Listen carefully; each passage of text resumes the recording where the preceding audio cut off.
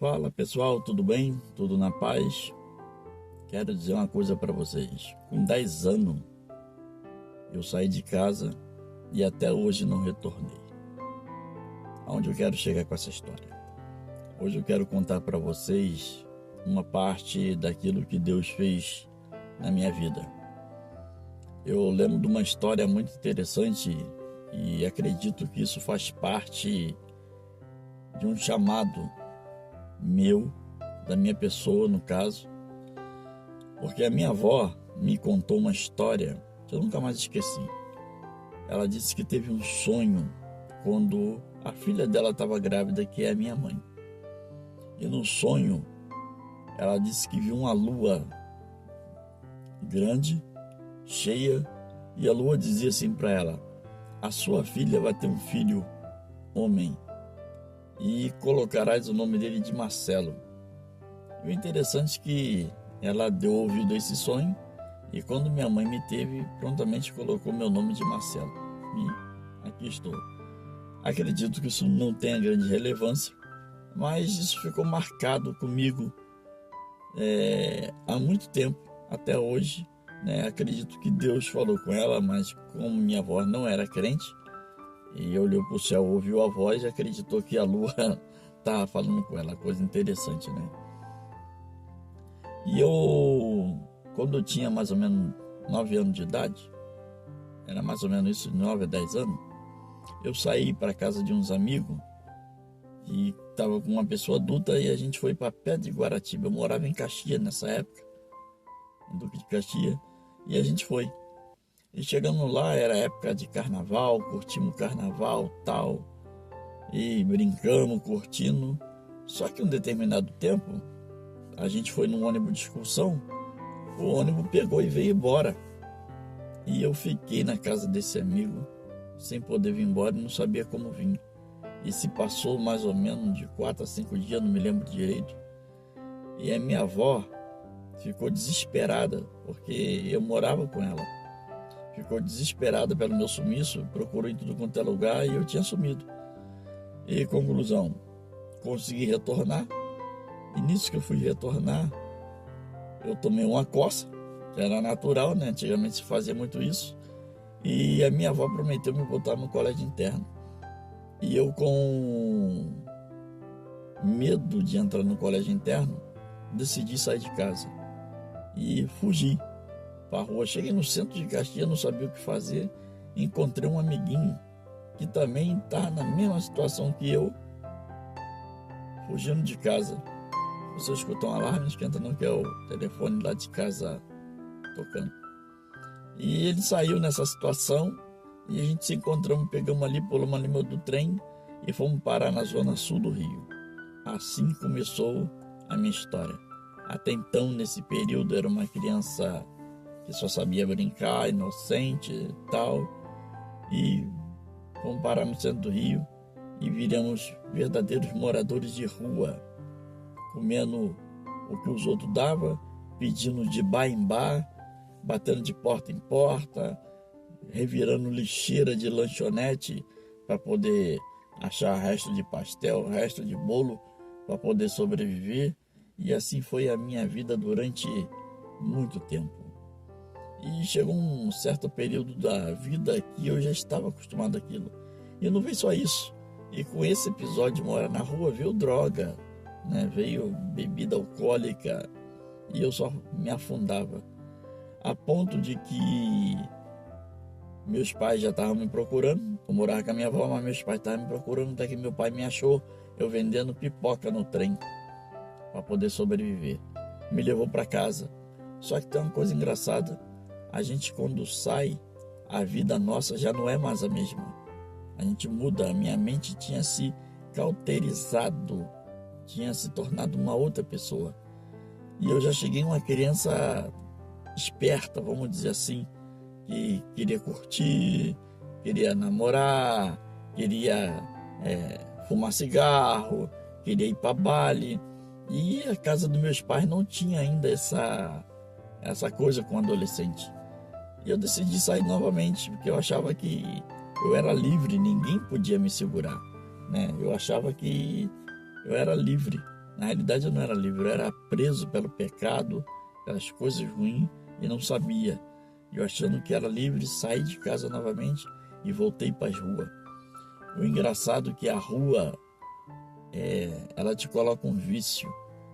Eu me lembro agora recentemente, não recentemente, né? Eu me lembro que muitas das vezes, quando eu tentei ir para casa dos meus parentes, mas eu não podia ver uma ponte, um lugar que fosse coberto, que desse para dormir, e eu ficava assim, caramba, ali dá para morar. Havia um espírito em mim que permitia somente olhar as coisas das ruas e nunca olhar para uma família. Então, continuei na rua assim mesmo, até que um belo dia a idade chegou e eu comecei a procurar meus parentes. E indo para casa de um, para casa de outro, e ninguém me aceitava. Eu ficava um período de tempo, só que eu era uma pessoa insuportável de se lidar. Então passava um certo período na casa de um, havia problemas, havia confusão, havia disse-me-disse, eu saía para casa de outro. Conclusão, eu morei na casa de todos os meus tios, de todos os parentes, até das minhas irmãs mais novas, que depois casaram, né? Eu cheguei a morar na casa de algumas delas, mas não dava certo. Primeiro que eu não gostava de trabalhar, eu queria dinheiro fácil, então eu cometia nessa época pequenos roubos, nunca fui um assaltante, sabe? Até tentei, entrei para uma gangue lá em Caxias, que hoje, infelizmente, todos eles estão mortos, tirando um que se tornou crente, e eu, né, no caso, o resto está tudo morto. Então eles andavam armados, eu também portei armas junto com eles, mas eu nunca fui dotado a essas coisas assim de bandidagem, de andar armado. Eu gostava, mas eu sentia que não fazia parte essa turma minha aí. Então eu andava com eles, portava arma, guardava arma em casa. Participei de 2 assaltos com eles ali, mas eu era um cara muito medroso. Eu era tão medroso que se a polícia me pegasse e me batesse, eu caguetava até minha avó. Só para ter ideia. Mas eu gostava daquela turminha, sentia que eu não pertencia, mas gostava. Tentei arrumar um trabalho e tal, fui trabalhar na padaria, e a padaria que eu fui trabalhar, eu mesmo acabei assaltando a padaria, né? Entreguei para os caras onde se guardava material, dinheiro, e a gente fizemos uma limpa na padaria, levamos tudo da padaria. Foi só misericórdia nesse dia. E saí desse bairro porque fiquei jurado de morte. Havia na época negócio de matador, né, de bandido. E eu fiquei jurado de morte, saí desse bairro, fui parar em outro bairro. Cheguei em outro bairro, me envolvi novamente. E era droga, bebida alcoólica, mulheres, sabe? Mentiras em cima de mentira, tentativa de assassinato contra a minha própria vida. Eu sei que eu não era feliz, eu era um homem muito infeliz. Na realidade, eu era um homem muito feliz porque tudo que eu punha a mão não acontecia nada, tudo que eu punha a mão se estragava. Eu era tipo uma mosca, sabe? Que aonde pousava se estragava. Assim era a minha vida, de mal a pior. Não tinha felicidade, não tinha amor próprio, não tinha amor por ninguém, só queria me dar bem, ganhar dinheiro, cada dia mais ter o que é meu. Mas as drogas foi acabando comigo, a falta de amor pelos parentes foi acabando comigo, e havia um desejo de suicídio muito grande, sabe?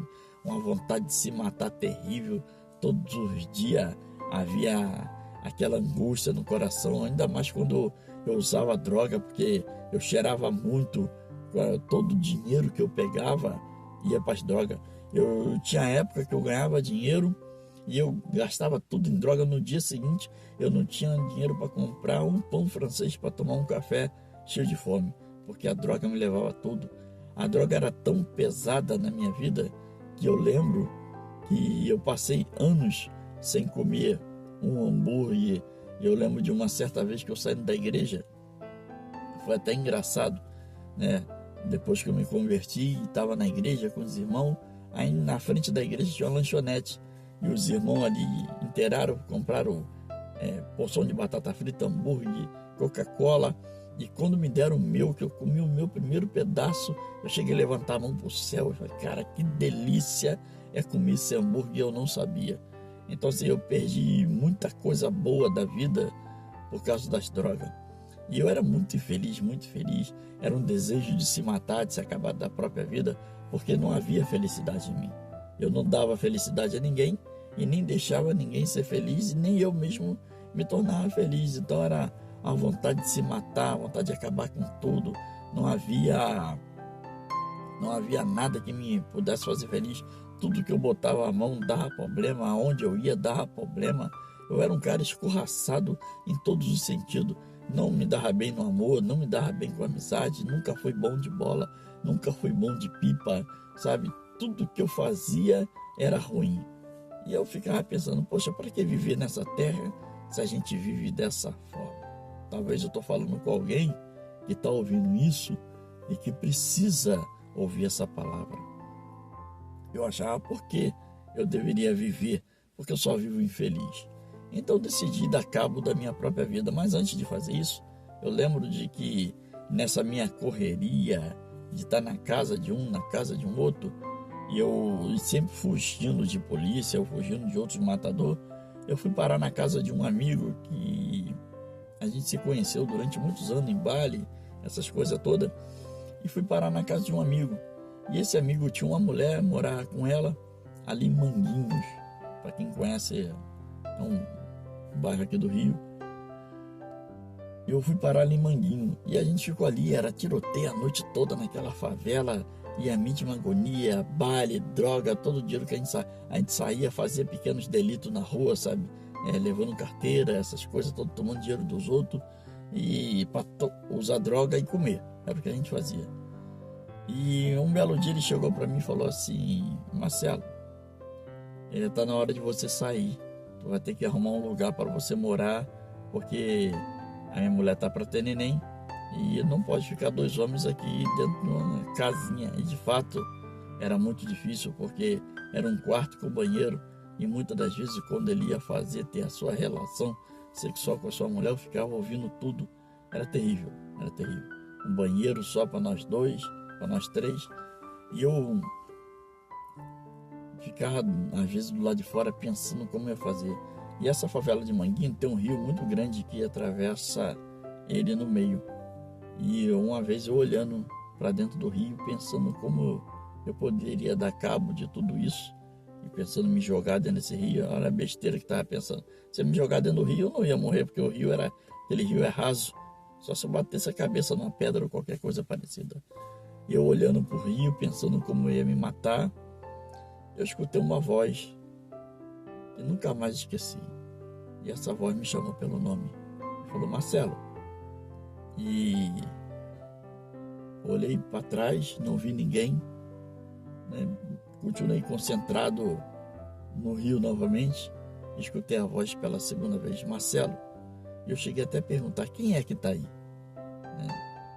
E na terceira vez que chamou, eu entendi que era Deus. Eu não sei te explicar como isso aconteceu, porque eu nunca tinha ouvido a voz de Deus, mas no meu interior eu sabia que era Deus me chamando pelo nome.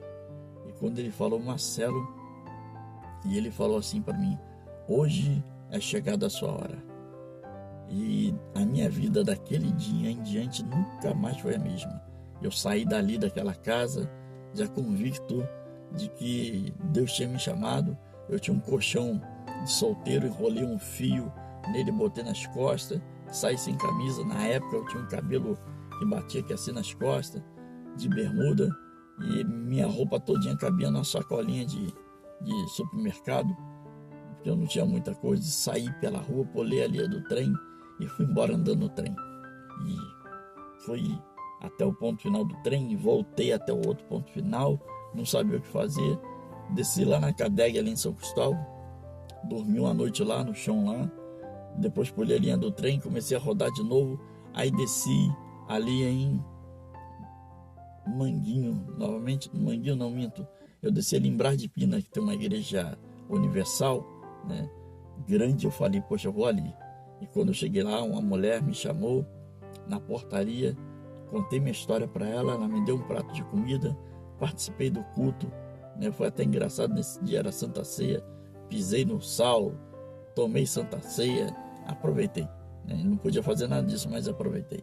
E saí dali, a mulher falou: se Deus lhe chamou, Ele vai te dar condições, vamos mudar a tua história. E eu saí dali e pulei a linha do trem novamente, fiquei rodando para lá e para cá, até que me bateu na cabeça, eu desci na estação de Ramos, soltei, olha como é que as coisas de Deus são. Soltei ali na estação de Ramos, sentei do outro lado da calçada e de repente me passa uma Kombi e o cara que estava trabalhando de ajudante na Kombi era um amigo meu que a gente bebia e usava droga junto. Hoje ele é pastor, se chama Luiz Matias, que tá pastoreando uma igreja aqui perto de Nova Iguaçu. A gente somos amigos até hoje. E ele passando na Kombi: Marcelo, o que tá fazendo aí? Eu falei: cara, Deus me chamou e eu não sei o que fazer. Eu vou ali fazer uma entrega, me aguarda que eu vou te levar lá para casa. E assim eu fiz.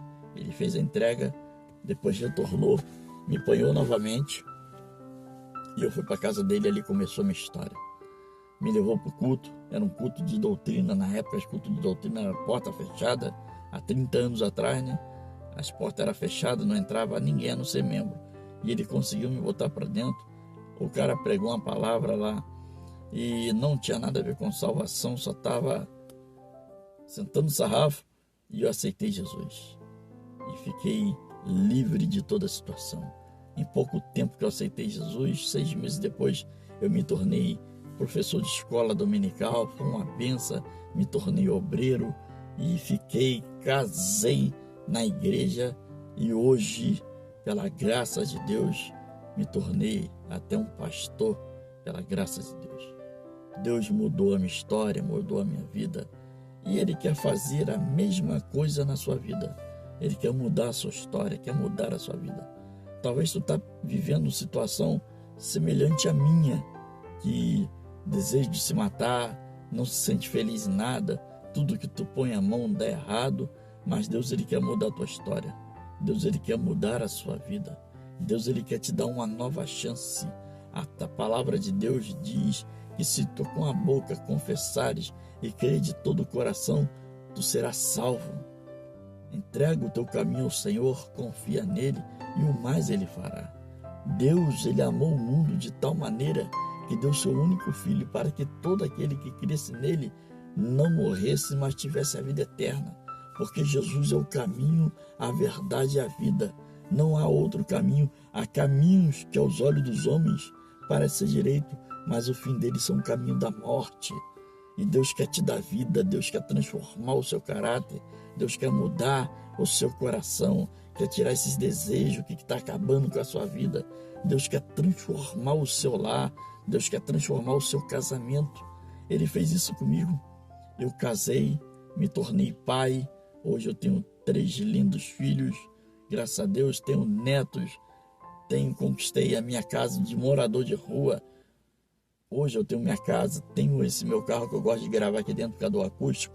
É bem melhor, porque dentro de casa sempre tem alguém falando, passando. Às vezes tu pode até perguntar: poxa, que tanto esse homem grava dentro do carro? Aqui eu fecho tudinho, aqui dentro tem um acústico muito bom. Então dá para se ouvir muito bem, se ouvir o barulho externo. Então hoje eu tenho esse carro, tenho um trabalho, sou motorista de caminhão, já fui motorista de ônibus. Deus transformou minha vida e ainda me tornou um pastor. Não sou pastor de igreja, né? Eu sou um co-pastor, tem outros pastores na minha igreja. Então assim, Deus tem me tornado muito feliz, me dando condições de me manter agora vivo, sem precisar querer me matar, sem precisar ser infeliz. Deus me deu felicidade, sou feliz com minha esposa, sou feliz com meus filhos. Graças a Deus, tudo que eu ponho a mão tem prosperado, porque Deus tem feito isso. Ele não é um Deus somente da prosperidade, Ele é um Deus da salvação, é um Deus que muda caráter, que muda condições, é um Deus que transforma a vida, e foi assim que Ele fez comigo. 30 anos se passou, e hoje eu estou aqui em nome de Jesus para contar as boas novas do que Deus tem feito. Amém? Isso é só uma parte do meu testemunho. Tem muito mais coisa que eu poderia falar, né, das situações que eu passei, de preso, de tentativa de assassinato com arma na cabeça, mas não interessa, só queria contar o detalhe de como aconteceu e de como Deus me transformou e pode transformar a sua vida também. Que Deus te abençoe e te guarde. E fique com essa palavra.